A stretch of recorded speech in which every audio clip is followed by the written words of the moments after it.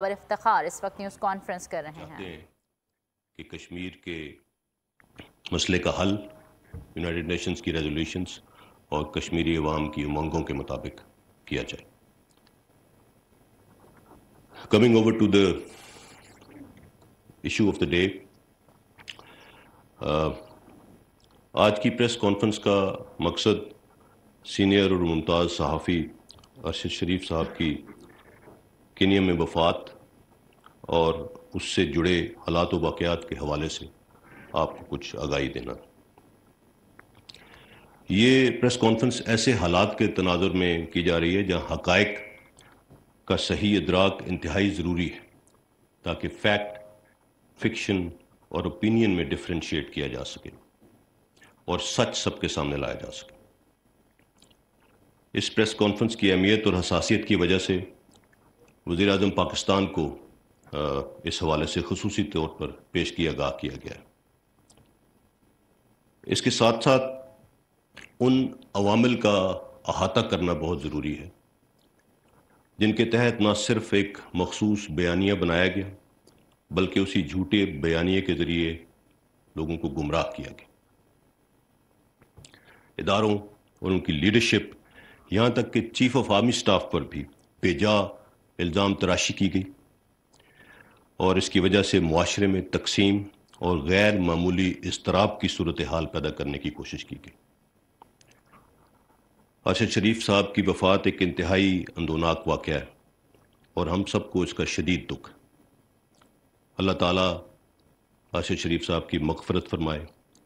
دکھ اور تکلیف کی اس گھڑی میں ہم سب ان کے لوائقین کے ساتھ برابر کے شریک ہیں. ارشد شریف صاحب پاکستان کی صحافت کا ایک آئیکن تھے کیونکہ ایک فوجی کے بیٹے، ایک شہید کے بھائی اور ایک سرونگ آفیسر کے برادر نسبتی تھے. اس لیے فوج اور شہیدوں کے حوالے سے ان کے پروگراموں میں وہ درد اور احساس ہمیشہ جھلکتا تھا.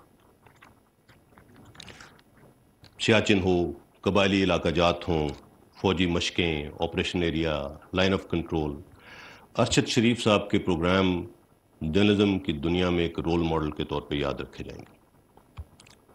وہ انتہائی محنتی صحافی تھے جنہوں نے اپنے شاندار کام سے صحافت میں مقام بنایا. چونکہ ان کی وجہ شہرت تحقیقاتی صحافت تھی، لہذا جب سائفر کا معاملہ سامنے لایا گیا تو ارشد شریف صاحب نے اس پر بھی متعدد پروگرامز کیے.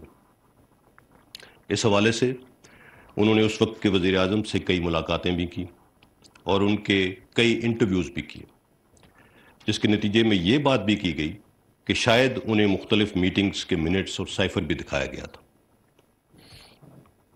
سائفر اور ارشد شریف صاحب کی وفات کے حوالے سے جڑے واقعات کے حقائق تک پہنچنا بہت ضروری ہے تاکہ اس سلسلے میں کسی قسم کا ابہام اور قیاس آرائی پیدا نہ ہو اور قوم سچ جان سکے. جہاں تک سائفر کا معاملہ ہے، آرمی چیف نے 11 مارچ کو کامرا میں اعظم سے خود اس کا تذکرہ کیا تھا، جس پر انہوں نے فرمایا کہ یہ کوئی بڑی بات نہیں. ہمارے لیے یہ حیران کن تھا جب 27 مارچ اسلام آباد کے جلسے میں کاغذ کا ایک